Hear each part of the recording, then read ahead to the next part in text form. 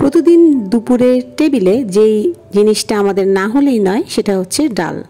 পাতলা ডাল, ঘন ডাল, যে যেভাবেই খান, ডাল ছাড়া বাঙালির কিন্তু একদমই চলে না।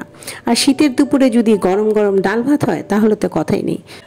আসসালামু আলাইকুম, ডালের রেসিপি নিয়ে চলে আসলাম আজকে আপনাদের সাথে। লাইক, কমেন্ট, শেয়ার করে অবশ্যই পাশে থাকবেন। চলুন তাহলে শুরু করছি শর্টকাটে ঝটপটে ডালের রান্না।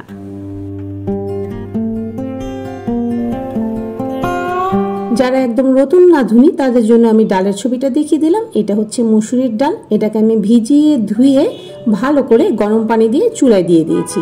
ঠিক এইভাবেই যখন দেখবেন ফেনা ফেনা উঠে আসছে, চেষ্টা করবেন এই ফেনাগুলোকে ফেলে দেওয়ার জন্য।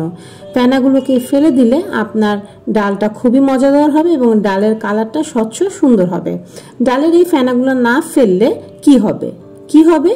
হ্যাঁ, ডালের রংটা একটু কালচে হবে আর ডালটা ওই রকম টেস্টিও হবে না। ডাল রান্না খুবই সহজ, বসিয়ে দিলেই তো হয়ে যায়। না, একদমই সহজ না। চলুন দেখিয়ে দিচ্ছি কিভাবে ডালটা আমি রান্না করছি। এইভাবে কোনো কিছু লবণ বা কোনো কিছু ছাড়াই আমি ডালটাকে প্রথম সিদ্ধ হওয়ার জন্য একটু ছেড়ে দিয়েছি। ভালো মতো যখন একটু সিদ্ধ হয়ে আসবে, একটু ডালগুলো খুলে আসবে, সেই পর্যায়ে যে আমি লবণটা অ্যাড করব। এভাবে রান্না করে দেখেন, মজা না লাগলে কমেন্টস করে জানাবেন। তো এই যে এখন দিয়ে দিচ্ছি একটু আদা রসুন, তার আগে দিয়েছিলাম একটু লবণ, স্বাদ মতো লবণ দিয়ে দিচ্ছি, পরে লাগলে আবার দেব। আমার ডালটা ভালো করে সেদ্ধ হয়েছে। এখানে দিয়ে দিচ্ছি অল্প একটু পেঁয়াজ বাটা। আপনার কাছে যদি পেঁয়াজ বাটা না থাকে সমস্যা নেই, আপনি পেঁয়াজ কুচি করেও দিতে পারেন। এই যে দেখেন ডালটা কিন্তু একটু খুলে গেছে। তারপরে আমি মশলাগুলো অ্যাড করেছি। দিয়ে দিচ্ছি একদম অল্প একটু, আধা চামচেরও কম হলুদের গুঁড়ো। এইবার আমি ডালটাকে ভালো করে ঘুটে নিয়েছি। যেহেতু দেখিয়েছিলাম ডালটা কিন্তু অলরেডি খুলে গেছে এবং লবণ মশলা দেওয়ার 5 থেকে 10 মিনিট পর আমি ভালো করে ঘুটা দিয়ে নেব। ডালের গন্ধটা আপনি কেমন খাবেন সেটা আপনার উপরে ডিপেন্ড করে। এবার চলুন, যেহেতু টমেটোর সিজন, আমি টমেটো দিয়েই ডালটা রান্না করে দেখাবো। এখানে আমি 2টা টমেটো নিয়েছি। 2টা টমেটোকে একটাকে একটু মোটামুটি করে কাটবো, আরেকটাকে একটু পাতলা করে কাটবো। মোটামুটি করে যেগুলো কাটছি সেগুলো আগেই আমি ডালে দিয়ে দেবো, যেন ভালো করে সেদ্ধ হয়ে ডালের রংটাও সুন্দর হয়, খেতেও মজাদার হয়। এবং আরেকটা যেটা পাতলা পাতলা করে কাটবো সেটা দিয়ে কী করবো সেটাও ডালে দেব, কিন্তু কোন পর্যায়ে কখন সেটাই রেসিপিটা পুরোপুরি দেখতে থাকুন, তাহলেই বুঝতে পারবেন। যেহেতু প্রথমেই দেখেছিলেন আমার ডালের রংটা কত সুন্দর এসেছে, জাস্ট ওইটুকুই মশলা আমার ডালে দেওয়া হয়েছে।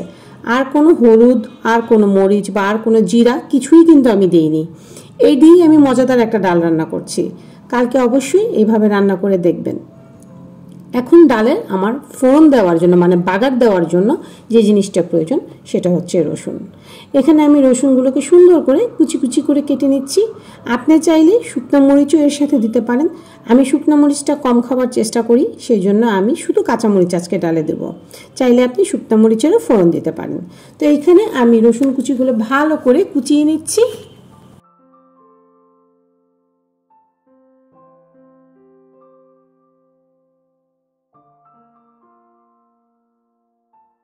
তো আমার 2টা টমেটো এখানে কাটা হয়ে গেছে। এখান থেকে অর্ধেকের একটু বেশি পরিমাণের টমেটো আমি এখন ডালে অ্যাড করে দেব।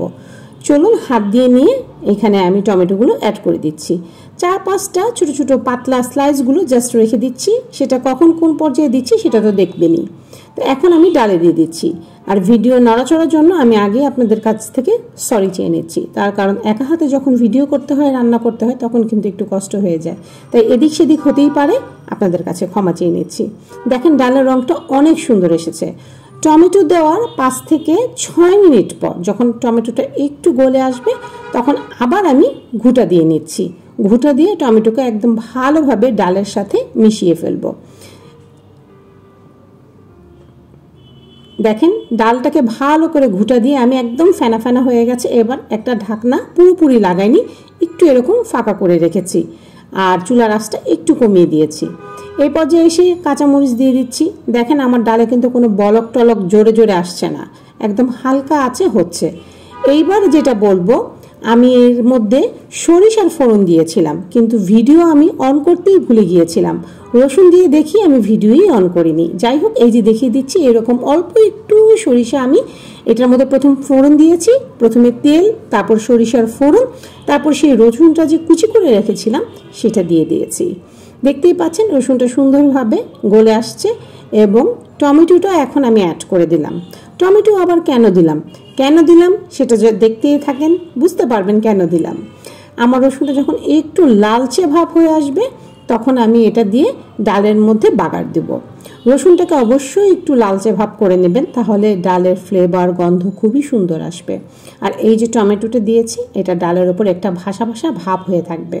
চুলার আঁচটা মিডিয়ামেই আছে, যেহেতু ঢাকা ছিল বলকটা বেশি দেখা যাচ্ছিল।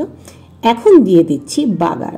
এই বাগারের মধ্যেই আসল জিনিস, এটার ফ্লেভারই ডালটা খুবই ফ্লেভার হয় এবং খেতেও মজাদার হয়। শর্টকাটে কিন্তু বাগার দিয়েছি, আপনি যদি না চান সরিষার যে দিয়েছি সেটা অ্যাভয়েড করতে পারেন। জাস্ট রসুন কুচিটা আর টমেটোটা দেবেন।